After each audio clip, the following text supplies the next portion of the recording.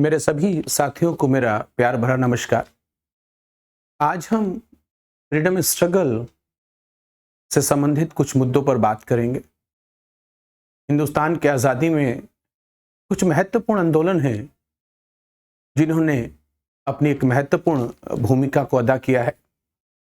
हम देखते हैं कि 1905 का स्वदेशी आंदोलन, 1920 का असहयोग आंदोलन, 1930 का सविनय अवज्ञा आंदोलन और अंत में भारत छोड़ो आंदोलन, करो या मरो के नारे के साथ गांधी जी का भारत छोड़ो, क्विट इंडिया मूवमेंट। हम सभी इन महत्वपूर्ण आंदोलन पर बात करेंगे। हम बात करेंगे कि हिंदुस्तान पर अंग्रेजों के आगमन से लेकर हिंदुस्तान की आज़ादी तक का क्या घटनाक्रम रहा है, वह कौन से मुद्दे रहे हैं जिस पे हिंदुस्तान का इतिहास उलझा रहा है। अगर हम ध्यान दें तो 1885 में कांग्रेस की स्थापना होती है और 1947 में हिंदुस्तान आज़ाद होता है।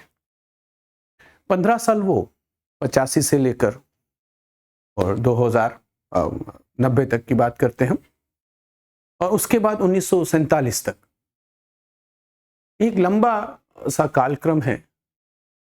हम देखते हैं कि 3 मुख्य मुद्दे हैं जिस पर चर्चा की जाती है। एक तो हम अंग्रेजों की उन नीतियों और कार्यक्रम की चर्चा करते हैं जिसके चलते हिंदुस्तान का आवाम परेशान होता है, दुखी होता है, जैसे कि 1905 में बंगाल का विभाजन होना, 1919 में जलियांवाला बाग हत्याकांड होना, हंटर कमेटी की रिपोर्ट आना और जनरल डायर को क्लीन चिट दे देना।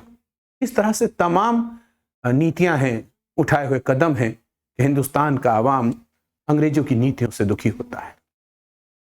तो नंबर 1 पर इन मुद्दों पे चर्चा करते हैं हम, और नंबर 2 पर हम बात करते हैं कि जब हिंदुस्तान का आवाम उत्तेजना में आता है, क्रोध में आता है, तो वो अंग्रेज सरकार के विरोध में कोई ना कोई एक बड़ा आंदोलन करता है।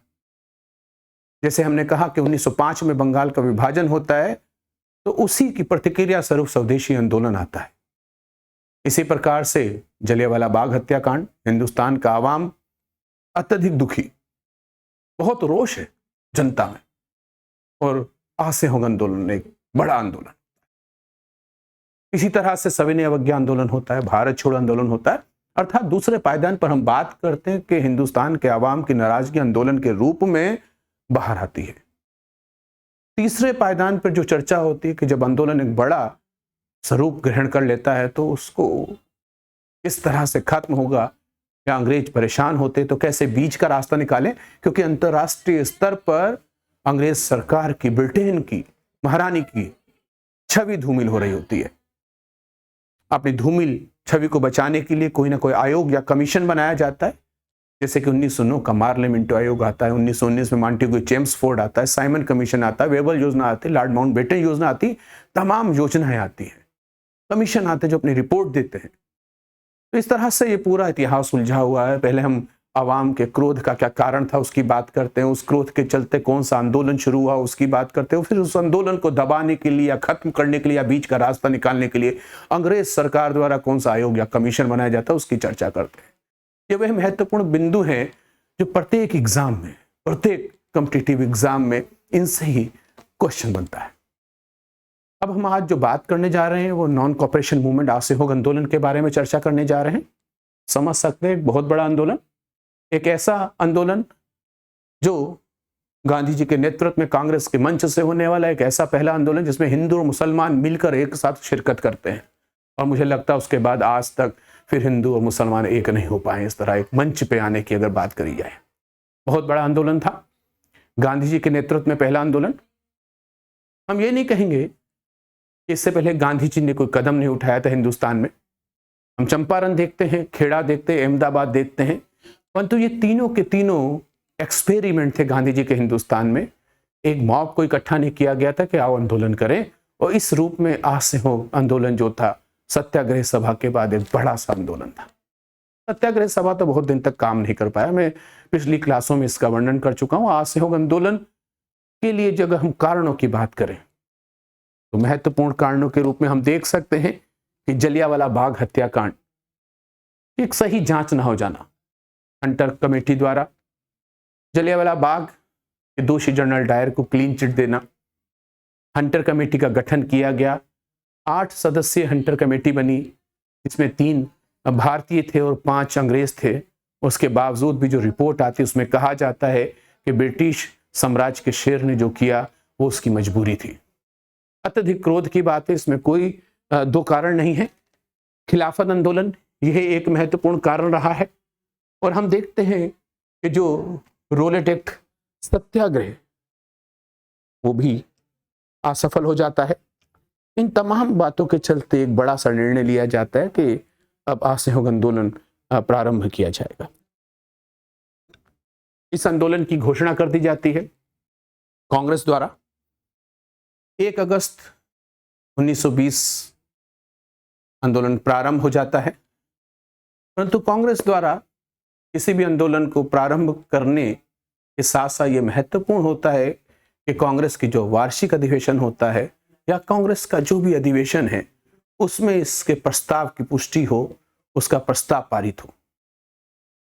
अब 1 अगस्त को आंदोलन की तो घोषणा कर दी गई थी, एक बड़ा कदम था, इसीलिए एक विशेष अधिवेशन बुलाया गया कि इस आंदोलन को जो है वो इसके प्रस्ताव को पारित किया जाए। तो 1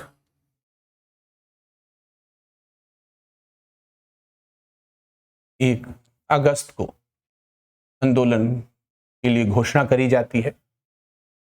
अब जो वार्षिक अधिवेशन होना है कांग्रेस का वो तो दिसंबर में होता है, दिसंबर लास्ट में होता है। 3 दिन का तमाशा, जिसे अश्विनी कुमार दत्त ने कहा था, लास्ट में 28, 29, 30, 31 इस तरह से होता है। अतः ये जो कदम उठाया गया था असहयोग आंदोलन के लिए विशेष रूप से, इसके लिए विशेष अधिवेशन बुलाया गया।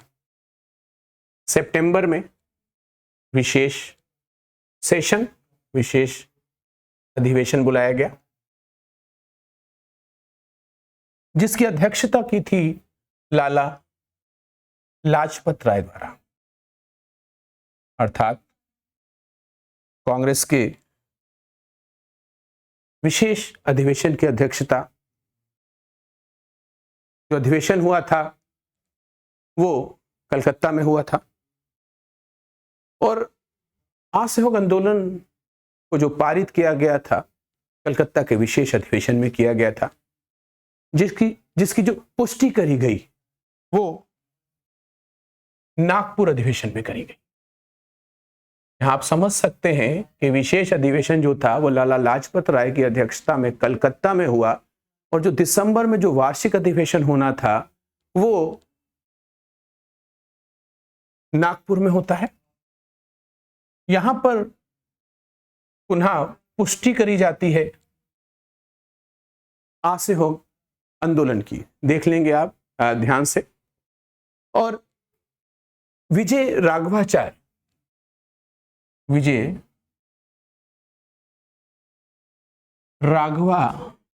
जो होते हैं वो इस वार्षिक अधिवेशन के क्या होते हैं, वो अध्यक्ष होते हैं। तो यहाँ पे आप याद रखेंगे कि 1920 में 2 अधिवेशन होते हैं कांग्रेस का, एक विशेष अधिवेशन होता है और एक वार्षिक अधिवेशन होता है। तो इस तरह से ये पुष्टि हो जाती है और आंदोलन जो है वो आगे बढ़ता है। परंतु यहाँ पर एक बड़ी दुखद घटना की मैं चर्चा करना चाहता हूँ कि तिलक एक महत्वपूर्ण व्यक्तित्व जो 1916 के लखनऊ अधिवेशन में नरम दल और गरम दल को एक मंच पे लाने की महत्वपूर्ण भूमिका अदा करते हैं एनी बेसेंट के साथ। मैं तिलक की बात करूं तो एक ऐसा महत्वपूर्ण व्यक्तित्व जिसे कांग्रेस का अध्यक्ष होना चाहिए था, परंतु एक क्वेश्चन हमेशा आता है कौन सा व्यक्ति था जो कांग्रेस का अध्यक्ष नहीं हुआ। हुए तो बहुत से लोग नहीं है, परंतु तिलक पर टिक जाता है क्योंकि पूरी संभावना और पूरा महत्व है कि उनको बनना चाहिए था। परंतु बड़ा इत्तेफाक है कि जब असहयोग आंदोलन प्रारंभ होता है 1 अगस्त को, उसी दिन तिलक की मृत्यु हो जाती है। तिलक की मृत्यु जो हो जाती है, तिलक की मृत्यु वो 1 अगस्त को ही होती है। अब एक और प्रश्न आता है कि तिलक स्वराज फंड की स्थापना कब और क्यों हुई।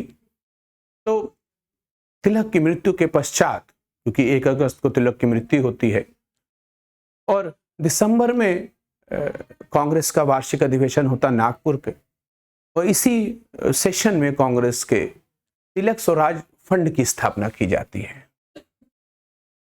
तिलक स्वराज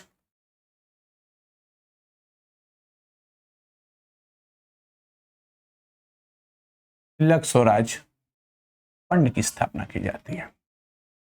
और आपको बड़ा जानकर आश्चर्य होगा कि उस समय तिलक स्वराज फंड में जो चंदा इकट्ठा होता है वो 1 करोड़ से अधिक।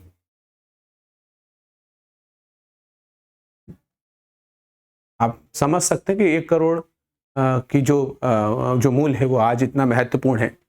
उस समय लोगों ने किस तरह से चंदा दिया होगा, किस तरह से आम जनता अंग्रेजों की नीति और कार्यक्रम से, उनके द्वारा उठाए गए कदमों से दुखी होगी कि तब जो चंदा आया वो 1 करोड़ से अधिक का चंदा आता है। तो ध्यान रखेंगे बच्चों, तिलक स्वराज फंड की स्थापना होती है। अब हम देखते हैं कि जो नागपुर अधिवेशन है वो अत्यधिक महत्वपूर्ण रहा है। नागपुर अधिवेशन मुख्य रूप से नागपुर अधिवेशन इसलिए महत्वपूर्ण रहा कि यहाँ पर कांग्रेस का जो संविधान था उसमें भी चेंज हुआ है। बहुत सी बातें हैं जो बताने वाली हैं कि क्या क्या निर्णय लिया गया और किस तरह से कुछ चेंजेस आए, परंतु उसमें एक बहुत बड़ा सा जो चेंज था कि अब कांग्रेस में जो ऑफिशियल भाषा होगी वो सिर्फ अंग्रेजी नहीं होगी। इससे पहले इस अधिवेशन की जो ऑफिशियल लैंग्वेज थी वो इंग्लिश थी, परंतु अब जो था वो क्षेत्रीय भाषाओं को भी स्थान दिया गया। अर्थात नागपुर के जो वार्षिक अधिवेशन होता है 1920 में, उसमें क्षेत्रीय भाषाओं को भी अब स्थान दिया गया। अर्थात अगर कोई प्रस्ताव पढ़ना है, कोई स्पीच देनी है, तो सिर्फ और सिर्फ इंग्लिश में नहीं दी जाएगी, वो अन्य भाषाओं में, जो क्षेत्रीय भाषा हैं, उसमें भी क्या किया जा सकता है, स्पीच दी जा सकती है। और क्या किया गया था, अब जो सदस्यता शुल्क था उसको भी कम कर दिया था, 4 आना कर दिया था। सदस्यता शुल्क था उसको 4 आना कर दिया गया था। सदस्यता शुल्क कम करने से यह हुआ कि अब जो अगला जो अधिवेशन रहा उसके अंदर बड़ी संख्या में लोग आए। 1921 का जो अधिवेशन था उसमें भारी संख्या में लोग आए। उसका जो बेसिक कारण था यही था कि सदस्यता जो शुल्क था उसको इतना कम कर दिया गया था कि तमाम लोगों ने, अहमदाबाद में ये अधिवेशन हुआ था। अहमदाबाद में 1921 की अगर हम बात करें तो ये अधिवेशन अहमदाबाद में। क्वेश्चन आता है कि कांग्रेस के किस अधिवेशन में सबसे अधिक भीड़ थी? तो कांग्रेस के किस अधिवेशन में सबसे अधिक भीड़ थी? 1921 के अहमदाबाद अधिवेशन में। हाकिम अजमल खां, हम देखते हैं क्वेश्चन अगर आता है कि हाकिम अजमल खां ये जो हैं 1921 में अध्यक्ष थे कांग्रेस के, और इन्होंने 1921 में जो कांग्रेस के अधिवेशन में जो भाषण पढ़ा था, स्पीच दिया था, वो उर्दू में दिया था। आप समझ सकते हैं कि 1920 के नागपुर अधिवेशन में फैसला किया गया कि अन्य क्षेत्रीय भाषाओं को भी अब शामिल किया जाएगा। इससे पहले जो भाषण, स्पीच, प्रस्ताव होते थे वो इंग्लिश में होते थे। अब क्षेत्रीय भाषाओं के तहत जो अगला हमें जो रिजल्ट दिखाई देता है वो 1921 का हाकिम अजमल खां के भाषण में दिखाई देता है कि वो जो भाषण किस में देते हैं, वो भाषण जो है उर्दू में देते हैं। ये एक महत्वपूर्ण बात है। अब हम देखते हैं कि किस प्रकार से असहयोग आंदोलन आगे बढ़ता है। यहीं पर गांधी के नेतृत्व में यह आंदोलन था। यहाँ पर फैसला करते हैं और एक एक घोषणा करते हैं कि 1 साल में स्वराज्य की प्राप्ति होगी। ये क्वेश्चन आता है कि 1 साल में स्वराज्य की प्राप्ति कब कहा गया? 1920 के असहयोग आंदोलन में कहा गया। किसने कहा? कि गांधी जी ने कहा। गांधी ने कहा कि हम 1 साल में डोमिनियन स्टेट की बात कर रहे हैं तो उसको प्राप्त करेंगे। और इस जगह पे गांधी जी ने नरम दल और गरम दल, मॉडरेट और एक्सट्रीमिस्ट दोनों को जोड़ने की कोशिश की, क्योंकि 1916 में 1907 के सूरत फूट के दौरान नरम दल और गरम दल अलग हो गए थे, वे पुनः एक मंच पे आए 1916 में। ये प्रयास तिलक और एनी बेसेंट का था, परंतु असहयोग आंदोलन में इनको जोड़ने के लिए गांधी जी ने एक महत्वपूर्ण स्टेटमेंट दिया। उन्होंने कहा कि हम स्वराज की प्राप्ति तो करेंगे करेंगे और अंग्रेजी शासन के अधीन रहते हुए करेंगे, तथा जरूरत पड़ी तो अंग्रेजी शासन से बाहर जाके भी स्वराज प्राप्त करेंगे। ये बड़ा महत्वपूर्ण बात है। ये दोनों दलों को एक मंच पे लाने के लिए, अगर नरमपंथियों की बात करें तो वो सुशासन की बात करते हो। ये सुशासन जो होता है, अधिराज्य होता है, जो डोमिनियन स्टेट होता है, वो होता है अंग्रेज शासन के अधीन रहते हुए स्वशासन। यहाँ पे इन्होंने कहा कि ऐसा तो करेंगे करेंगे, अगर जरूरत पड़ी तो अंग्रेजी शासन के बाहर, अंग्रेजी शासन के बाहर जाके भी क्या करेंगे, हम इसको प्राप्त करने का प्रयास करेंगे। तो यहां पर क्लियर हो गया कि गांधी जी का क्या कथन था कि हम 1 साल में स्वराज की प्राप्ति करेंगे। अब गांधी जी ने असहयोग आंदोलन को चलाने के लिए उसकी रूपरेखा तैयार करी, और उसकी रूपरेखा तैयार करने के अंतर्गत 2 तरह से उसको बांटा है। हम देख सकते हैं जो रूपरेखा तैयार करी उसके लिए 2 तरह से बात की। कुछ सकारात्मक कार्यों को चुना और कुछ नकारात्मक कार्यों को चुना। नकारात्मक कार्यों में मतलब नहीं करेंगे, अर्थात हम बहिष्कार करेंगे, बायकॉट करेंगे। इसका बायकॉट करेंगे, हम सरकारी सेवाओं का बायकॉट करेंगे, हम छोड़ देंगे, नौकरी छोड़ देंगे, गवर्नमेंट नौकरी हम नहीं करेंगे। अब इससे किसी को कोई दिक्कत नहीं हो सकती। गांधी ने कहा था कि मेरा जो भी आंदोलन होगा, जो भी मेरा कदम होगा, वो साउथ अफ्रीका से क्लियर है, वो नॉन वायलेंस के साथ होगा, उसमें किसी भी प्रकार का वायलेंस नहीं होगा। असहयोग करना मतलब हम आपके साथ कोऑपरेट नहीं करेंगे। बड़ी सिंपल सी बात है, आप यहाँ पर समझ सकते हैं कि नॉन वायलेंस के लिए असहयोग सबसे बेहतरीन और प्यारा अस्त्र है। जैसे बच्चे मेरी क्लास में और मुझसे खफा हैं, वो किसी प्रकार खड़े होकर हल्ला नहीं मचाएंगे, क्लास में आना नहीं बंद करेंगे, सब आएंगे, रिस्पेक्ट से बैठेंगे, मैं लेक्चर दूंगा पर वो लिखेंगे नहीं, अर्थात कलम नहीं उठाएंगे। ये है असहयोग। अब बताइए कितना दिक्कत वाली बात है। बच्चे बैठे हैं, खफा हैं, हमसे कुछ कह भी नहीं रहे, विरोध नहीं कर रहे, कोई लड़ाई झगड़ा नहीं कर रहे, कोई किसी प्रकार आर्गुमेंट नहीं कर रहे हैं, परंतु कहते हैं ठीक है सर आप लेक्चर देते रहिए, हम लिखेंगे नहीं, पेन को नहीं छूते, अपने आप इरिटेशन होगा। बेस्ट वे है अंग्रेजी सरकार से निपटने का, क्योंकि गुस्से में कदम उठा के इतनी बड़ी हस्ती से निपटा नहीं जा सकता। वह ब्रिटेन, लंदन, अंग्रेज साम्राज्य जिसका सूर्य कभी अस्त नहीं होता। अब ऐसी सत्ता से निपटने के लिए गोली बंदूक का सहारा लेके जीता जाए या उन्हें खदेड़ दिया जाए, ये सिर्फ बातें हैं। बहुत बड़ी ताकत है गांधी जी के नॉन वायलेंस में, जिसने हिंदुस्तान को आज़ाद करने में एक महत्वपूर्ण भूमिका अदा की है। इस बात से हम परे नहीं जा सकते। तो दिखाई देता है यहाँ पर कि हम जॉब छोड़ देंगे, हम वकालत छोड़ देंगे, वकालत छोड़ देंगे, हम विदेशी वस्तुओं का बहिष्कार करेंगे, हम विदेशी कपड़े नहीं पहनेंगे, उनका बहिष्कार करेंगे, बाइकआउट करेंगे। इस तरह से स्कूल नहीं जाएंगे हम। तमाम ऐसी बातें हैं जो हम नहीं करेंगे। नकारात्मक कार्यों में कह रहे हैं हम स्कूल नहीं जाएंगे, है ना। जो उपाधियां दी गई हैं सरकार द्वारा, जो टाइटल दिए गए हैं सरकार द्वारा, उसको हम लौटा देंगे या नहीं लेंगे हम। जो सेवाएं हैं, सरकारी कार्यालय हैं, कुछ कानून हैं, नॉर्मल कानून नहीं, दमनकारी कानून, कुछ ऐसे कानून हैं हम उनकी अवहेलना करते हैं, उनको नहीं माने। एक इस तरह से रूपरेखा जो गांधी जी ने बनाई है, ये है हम नहीं करेंगे, हम इस तरह से विरोध करेंगे अंग्रेज सरकार का। अब ये वो लोग हैं जो रोड पे आके अंग्रेज सरकार के सामने विरोध कर सकते हैं। यहाँ गुंजाइश है कि दमन हो सकता है, उन पर लाठी चल सकती है।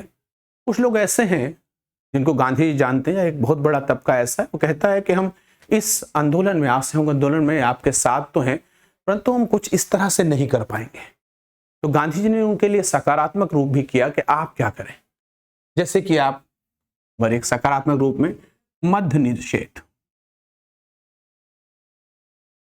आप अच्छे काम करें, भले आप इस तरह से नहीं आ रहे, रोड पे नहीं आ रहे, आपको लगता है कि लाठी चल जाएगी, तो आप घर में रह के कम से कम इतना कार्य तो कर सकते हैं कि आप मद्य निषेध करें, दारू शराब का विरोध करें। इससे सरकार को एक बड़ा राजस्व मिलता, वो नहीं मिलेगा। कोई दिक्कत नहीं सरकार को, मैं दारू नहीं पीता हूं, तो इसमें क्या दिक्कत है, नहीं पीऊंगा मैं दारू, कुछ गलत तो नहीं कर रहा हूं। सिंपली नॉन वायलेंस की तरह से बात हो रही है। कौमी एकता था, हिंदू मुस्लिम एकता पे बल देंगे कि किसी भी प्रकार से जो अंग्रेज सरकार है वो फूट डालो राज करो की नीति का पालन ना कर पाए, कौमी एकता पे बल देंगे, सांप्रदायिकता वाला रूप ना लेके आ पाए सरकार जो है। इसके साथ ही साथ अगर हम देखें तो महिला सशक्तिकरण पे बल दिया गांधी जी ने, अनटचेबिलिटी के एवोल्यूशन की बात की कि अस्पृश्यता का अंत किया जाएगा। ये वो सारे सकारात्मक पक्ष हैं जो कुछ अच्छे कार्य करेंगे। ये पूरा एक बड़ा सा ह्यूज रूप किसका है, ये है असहयोग करने का। एक तो नकारात्मक कार्य और दूसरा सकारात्मक काम, जैसे उपाधियां टाइटल नहीं लेंगे हम। इसी में एक काम है कि जो बहिष्कार किया गया नकारात्मक में, उसमें विदेशी वस्तुओं का बहिष्कार में बहुत से लोगों ने विदेशी जो कपड़े थे बाहरी, उनकी क्या करी, उनकी होली जलाई, कपड़ों की जो होली जलाई। इस पे हमेशा एक बनता है क्वेश्चन कि इस होली को किसने निष्ठुर बर्बादी कहा था, निष्ठुर बर्बादी। रविन्द्रनाथ टैगोर जी ने ये कपड़ों की होली जलाने को असहयोग आंदोलन में जो हो रहा था उसको क्या कहा था, लिख लें, उसको कहा गया था निष्ठुर बर्बादी। यहां पर हम देखते हैं कि एनी बेसेंट जी ने इसी समय गांधी जी के इस कार्यक्रम की आलोचना करी और उनको शैतान कहा था। ये क्वेश्चन आता है कि किसने शैतान बच्चा कहा था, तो एनी बेसेंट जी ने गांधी जी को शैतान कहा था, शैतान बच्चा कहा था।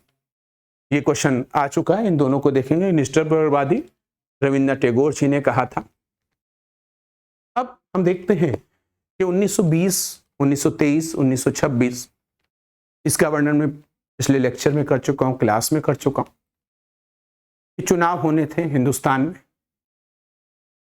और इस असहयोग में सबसे बड़ा जो असहयोग था ये भी था नकारात्मक कार्यों में कि हम जो इलेक्शन होने वाला 1920 का, उसमें किसी भी प्रकार का सहयोग नहीं करेंगे, अर्थात इलेक्शन में हम भाग नहीं लेंगे।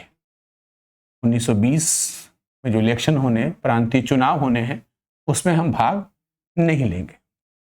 पर तो यहीं पर कुछ कांग्रेस के नेता थे जो कहते थे गांधी जी आपका ये कार्यक्रम बिल्कुल सही है, आप अंग्रेज सरकार का विरोध करना चाहते हैं, उसका सहयोग करना नहीं चाहते, उसका असहयोग करना चाहते हैं, परंतु असहयोग अगर करना है तो इसका एक बेहतरीन तरीका ये भी है कि हम सदन में जाएं, जीतें, सदन में जाएं और सदन में बैठकर असहयोग करें। सरकार द्वारा जो भी बिल पारित किया जाता है, जो प्रस्ताव पारित किया जाता है, जो हमारे लिए बेहतर नहीं है, उसका हम विरोध करें। कहां पर? सदन में जाकर विरोध करें। इस बात को लेकर मोतीलाल नेहरू, CR दास और विपिन चंद्र पाल जैसे कुछ लोग जो हैं, इन्होंने क्या किया, इन्होंने इस बात का विरोध किया क्या कि हम चाहते हैं कि जो असहयोग किया जाए वो अंग्रेजों की नीति और कार्यक्रम का असहयोग वो सदन में जाके किया जाए। ये थोड़ा सा विरोध जरूर रहा यहां पर कांग्रेस में गांधी जी के साथ। अब हम देखते हैं कि असहयोग में उपाधियों का विरोध किया, उपाधियां लौटा देंगे। इसी संदर्भ में गांधी जी ने केसर हिंद, एक उन्हें उपाधि मिली थी, उसको लौटा दिया। एक बोर युद्ध है, जुलू युद्ध, जो पुराना बताऊंगा मैं कभी गांधी जी के जब इतिहास के बारे में बात करेंगे, तो जुलू पदक, बोर पदक, उसको उन्होंने लौटा दिया। जमनलाल बजाज ने राय बहादुर की उपाधि को लौटा दिया। तो इस तरह के कुछ काम किए। कुछ महत्वपूर्ण लोग थे जिन्होंने वकालत छोड़ दी। इसमें हम देख सकते हैं कि उत्तर प्रदेश के दो बड़े महत्वपूर्ण नेता मोतीलाल नेहरू और जवाहरलाल नेहरू, पिता पुत्र दोनों जो हैं, इन दोनों ने वकालत छोड़ दी। मोतीलाल नेहरू और जवाहरलाल नेहरू, अगर हम बात करें तो इन पिता पुत्र जो यूपी से, इन्होंने जो वकालत छोड़ दी। सरदार वल्लभ भाई पटेल गुजरात से हैं, उन्होंने वकालत छोड़ी। लाला लाजपत राय, CR दास, चित्तरंजन दास, लाला लाजपत राय, ये वह कुछ नाम हैं। विट्ठल भाई पटेल, हाँ, मोतीलाल नेहरू, जवाहरलाल नेहरू, ये कुछ नाम हैं जिन्होंने उस समय वकालत को त्याग दिया। क्वेश्चन आ चुका है कि असहयोग आंदोलन के दौरान वे कौन से नेता थे जिन्होंने वकालत को छोड़ दिया था। तो याद रखेंगे मोतीलाल नेहरू, जवाहरलाल नेहरू, वल्लभ भाई पटेल, विट्ठल भाई पटेल, लाला लाजपत राय, CR दास, ये कुछ लोग हैं जिन्होंने क्या किया कि वकालत को छोड़ दिया। अब हम आपसे ये कहते हैं कि आपसे हुक किया जाए और आप स्कूल और कॉलेज को छोड़ दें। जनता कहती है ठीक है गांधी जी, हम आपकी बात मानते हैं, कांग्रेस के इस कदम का स्वागत करते हैं। अगर हम साल भर के लिए, 2 साल के लिए, जब तक आप कहते हैं आपसे हुक चलता, हम स्कूल और कॉलेज का बहिष्कार कर देते हैं, तो अब तक हमारे बच्चे कहाँ पढ़ेंगे। तो इसका विकल्प रूप में कुछ विद्यापीठ की स्थापना करी गई। गुजरात विद्यापीठ की स्थापना की गई, यहाँ पर बच्चे आके पढ़ते थे। और इसी दौरान अत्यधिक महत्वपूर्ण है जामिया मिलिया विश्वविद्यालय। जामिया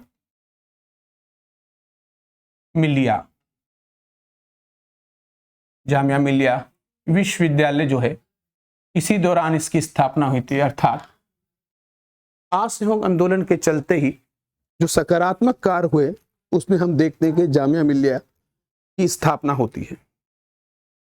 अब इसी आंदोलन के दौरान 1921 महत्वपूर्ण है कि 1921 में प्रिंस ऑफ वेल्स अर्थात राजकुमार जो हैं वो भारत आते हैं। एक तो हमने बात की थी आपसे दिल्ली दरबार के समय राजकुमार का भारत आना, तब स्पेशली दिल्ली दरबार हो रहा था। 3 बार दिल्ली दरबार हुआ और 1911 का दिल्ली दरबार अत्यधिक महत्वपूर्ण इसलिए उसमें राजकुमार और रानी दोनों आए थे। इससे पहले के 2 जो दिल्ली दरबार हुए थे उसमें राजकुमार नहीं आए थे, सिर्फ रानी आई थी। और सेकंड वाले में तो राजकुमार ने अपने भाई को भेज दिया था। ये सारी बात हम लोग कर चुके हैं। यहाँ पर कोई दिल्ली दरबार नहीं हो रहा, प्रिंस ऑफ वेल्स आ रहे हैं 1921 में। और असहयोग आंदोलन के दौरान उनका विरोध हो रहा है, बहुत भारी विरोध हो रहा है गांधी जी के कहने पे, जिससे ब्रिटेन की सरकार परेशान है। उस समय बात करते हैं जो वायसराय हैं भारत के, वो लॉर्ड रीडिंग हैं। लॉर्ड रीडिंग अपनी बात रखना चाहते हैं कि प्रिंस ऑफ वेल्स का जो है इस तरह से भारी विरोध ना, ये गलत छवि जाती है। परंतु गांधी जी जो थे वो प्रिंस ऑफ वेल्स का पूरी तरह से विरोध कर रहे थे। जो लॉर्ड रीडिंग है, इनकी एक जो सभा होती है, जो कार्यकारिणी है, उसमें तेज बहादुर सप्रू भी थे। लॉ मेंबर के रूप में तेज बहादुर सप्रू थे लॉ मेंबर के रूप में। और लॉर्ड रीडिंग ने सप्रू के माध्यम से गांधी जी के पास एक प्रस्ताव रखवाया था कि हम उनकी बहुत जो मांगे हैं वो मान लेंगे, और ऐसा कीजिए कि इस प्रकार का विरोध ना कीजिए प्रिंस ऑफ वेल्स का। कुछ लोगों को बंदी बनाया गया था इस असहयोग के दौरान, अली बंधु जिसमें महत्वपूर्ण नाम है, और इसके साथ और भी लोगों को बंदी बनाया गया था। लाला लाजपत राय को बंदी बनाया गया था, मोतीलाल नेहरू, सी राजगोपालाचारी, जवाहरलाल नेहरू, बहुत से लोग थे जिनको बंदी बनाया गया था। कहा था उस समय प्रिंस ऑफ, हम बात करें वेल्स का, आप रीडिंग ने कहा कि आप उनका विरोध ना कीजिए तो हम जो बंदी लोग हैं उनको छोड़ देंगे और आपको अधिराज डोमिनियन स्टेट जो है उसके बारे में बात करेंगे, गोलमेज सम्मेलन में चलेंगे, उसके संदर्भ में बात करेंगे, इस तरह की चीज़ें करी। परंतु गांधी जी ने कहा कि नहीं, आपको सबको छोड़ना होगा। उनका कहना था अली बंधुओं के अलावा हम सबको रिहा कर देंगे। गांधी जी का कहना था नहीं, अली बंधुओं को भी रिहा करें। क्या और क्या कारण था मैं बता चुका हूँ इससे पहले की क्लास में। बहुत सारे उन पे मुकदमे थे। दूसरा, गांधी जी ने कहा कि जो भी गोलमेज सम्मेलन करना उसकी कोई डेट दे दीजिए, कब करेंगे, सिर्फ बातों में ना उलझाइए, बताइए करेंगे आप कैसे और क्या करेंगे। ये समस्या प्रारंभ से रही। पूरे इतिहास में मैं आप लोग को समय समय पर दिखाता रहा हूं कि हिंदुस्तान की बेहतरी करना कभी भी अंग्रेजों का उद्देश्य नहीं था, सिर्फ और सिर्फ हिंदुस्तान का शोषण करना था। वो जो कुछ भी करते थे दिखावे के लिए करते थे। उस आयोग, कमीशन या किसी भी रिपोर्ट में ऐसा कुछ नहीं होता था जिससे हिंदुस्तान की बेहतरी हो सके। हाँ, लोग उलझे रहा करते थे। प्रारंभ में मॉडरेट लोग थे, धीरे धीरे वो मॉडरेट के साथ साथ एक नया तबका आता है, एक्सट्रीमिस्ट का। लाजमी है कि अति जब हो जाती तो फिर गुस्सा आना शुरू हो जाता। उसी की परिणति जो थी वो लाल बाल पाल के रूप में होती, अरविंदो घोष के रूप में होते, बम और कट्टा और बंदूक की नीतियां आने शुरू हो जाती हैं। अंग्रेज सिर्फ और सिर्फ हम ड्रेन ऑफ वेल्थ की अगर हम बात करें, आर्थिक शोषण की बात करें, आर्थिक दोहन की बात करें, तो ये चर्चा हम कर चुके हैं। Poverty and un British rule of India में किस प्रकार से दादा भाई नौरोजी ने अंग्रेजों की नीतियों की बात करते हुए लिखा है कि अंग्रेजों की नीतियां उस स्पंज की भांति थी जिससे वो गंगा में डुबोते थे और टेम्स में निचोड़ दिया करते थे। अर्थात आर्थिक दोहन की चर्चा की उन्होंने, धन निष्कर्मण की चर्चा की। स्पष्ट होता है कि ये गुस्सा लाजमी था, सिर्फ बातें थी। इसलिए लॉर्ड रीडिंग से कहा गांधी जी ने सप्रू जी के माध्यम से कि अगर गोलमेज सम्मेलन करना तो उसकी डेट निर्धारित कर दीजिए, छोड़ना है तो सबको छोड़िए, अली बंधुओं को भी छोड़ दीजिए। और बातचीत असफल हो जाती है और बहुत बड़ा विरोध होता है प्रिंस ऑफ वेल्स का। एक बड़ा विरोध होता है प्रिंस ऑफ वेल्स का, जिसके चलते हुए जो है CR दास, अबुल कलाम जैसे बड़े नेताओं को गिरफ्तार कर लिया जाता है। बड़ा विरोध था कलकत्ता में जो था, बड़ा विरोध हुआ, उनको गिरफ्तार कर लिया गया उनको। इस प्रकार से हम ये भी देखते हैं कि 1921 का जो अधिवेशन होना था अहमदाबाद में, उसके प्रस्तावित जो अध्यक्ष थे वो CR दास थे।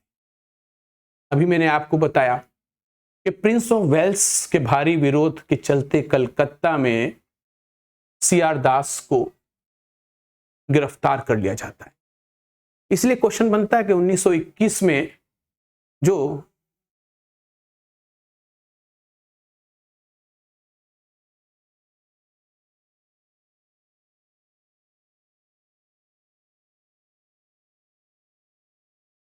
एक सेकंड 1921 में प्रिंस ऑफ वेल्स का जो क्या होता है, बहुत बड़ा विरोध होता है कलकत्ता में। और पहले 1921 में जो अध्यक्ष बनना था वो CR दास को बनता है और CR दास गिरफ्तार हो जाते हैं, इसलिए हाकिम अजमल जी को अध्यक्ष बनाया जाता है। मैंने कहा था कि उर्दू में भाषण जो दिया हाकिम अजमल जी ने, तो यहाँ पे क्वेश्चन आता है कि किसकी जगह पर किसको अध्यक्ष बनाया है। तो हम लिखेंगे कि CR दास की जगह पर जो था उनको हाकिम अजमल खां को अध्यक्ष बनाया गया। और ये वही समय था कि जब अत्यधिक भीड़ भी हुई थी। इस तरह से हिंदुस्तान में असहयोग आंदोलन जो था एक बड़े पैमाने पर चल रहा था, पूरी तरह से फैल चुका था। गांधी जी ने कहा था कि जो भी मेरा आंदोलन होगा वो नॉन वायलेंस के साथ होगा, परंतु एक बड़ी दुर्भाग्यपूर्ण घटना घटित होती है जब गांधी जी नाराज होकर क्या करते हैं कि इस मूवमेंट को वापस ले लेते हैं, और वो है चोरी चोरा कांड। गोरखपुर के निकट 5 फरवरी 1922 को चोरी चोरा कांड होता है। एक आंदोलनकारियों की भीड़ जो है वो चोरी चोरा नामक स्थान पर एक पुलिस चौकी में आग लगा देती है। भगवान अहिर नाम का एक व्यक्ति है, वो इस आंदोलन का नेतृत्व कर रहा था। और ये आंदोलन जो होता है, ये आंदोलनकारियों की भीड़ बिखर जाती है, कुछ इस तरह से होता है। और वो जो पुलिस चौकी है उसमें आग लगा देती है, जिसके चलते 22 पुलिसकर्मी जल के मर जाते हैं। अत्यधिक दुखद घटना। और इस बात से खफा होकर, नाराज होकर गांधी जी क्या करते हैं कि असहयोग आंदोलन को वापस लेने की घोषणा कर देते हैं। और इसके साथ ही साथ 1920 का एक बड़ा सा आंदोलन जो प्रारंभ किया गया था गांधी जी के नेतृत्व में, वो 1922 चोरी चोरा कांड के दौरान समाप्त हो जाता है। इसी समय सेशन जज ब्रूमफील्ड की अदालत में गांधी जी को 6 साल की सजा सुना दी जाती है। क्या होता है? चोरी चोरा कांड के चलते गांधी जी को दोषी पाया जाता है, क्योंकि गांधी जी ने ही नेतृत्व किया था असहयोग आंदोलन का, और ये एक बहुत बड़ी हिंसक घटना थी। 22 पुलिसकर्मी जलकर मर जाते हैं। इस बात से नाराज होकर सेशन कोर्ट में केस चलता है गांधी जी पर, और गांधी जी को दोषी ठहराते हुए 6 साल की उनको कैद कर दी जाती है। परंतु फिर आप बच्चे कहेंगे कि 1924 में बेलगांव कर्नाटक में कांग्रेस का वार्षिक अधिवेशन होता है, जिसके अध्यक्ष होते हैं मोहनदास करमचंद गांधी। तो यहाँ पे मैं बता दूं कि 6 साल की अगर सजा होती तो 1928 में गांधी जी को छूटना चाहता है, परंतु गिरते हुए स्वास्थ्य और खराब स्वास्थ्य के चलते अंग्रेज क्या करते हैं, उनको 1924 में छोड़ देते हैं। और जेल से आजाद होने के बाद गांधी जी को अध्यक्ष बनाया जाता है कांग्रेस का 1924 के अधिवेशन में। संपूर्ण इतिहास की अगर हम बात करते हैं, 1885 में कांग्रेस का अधिवेशन होता है पहला मुंबई में, और तब से लेकर 1947 तक के अधिवेशनों की बात करें तो सिर्फ और सिर्फ एक बार गांधी जी अध्यक्ष बने, वो कर्नाटक का बेलगांव स्थान है, वहां पर गांधी जी को अध्यक्ष बनाया गया था। इस प्रकार आप लोग समझ सकते हैं कि ये पूरा घटनाक्रम किस तरह से था। ऐसे ही बात मैं सविनय अवज्ञा पे करूंगा। ऐसे ही हम बात जो करेंगे वो भारत छोड़ो आंदोलन पर करेंगे। महत्वपूर्ण आंदोलन है जिन्होंने हिंदुस्तान की दिशा बदली और हिंदुस्तान आज़ाद हुआ। हम इस तरह से आगे भी काम करते रहेंगे। आप सब लोग जुड़े रहें, और फिलहाल नमस्कार।